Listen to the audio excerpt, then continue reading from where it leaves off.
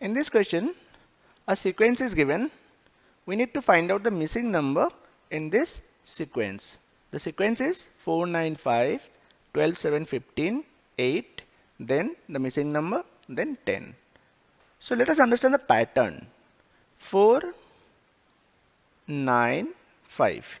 If we just look at this three number, 4, 4, this 4 plus 5 is 9, the middle number. Similarly, the third number 5, then 12, then 7. 5 plus 7 is 12. Similarly, the sixth number 7, then 15, then 8.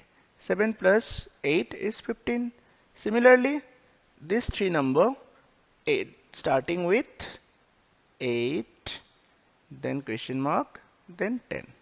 So 8 plus 10 is nothing but 18. So in place of the gap, it will be 18, which is option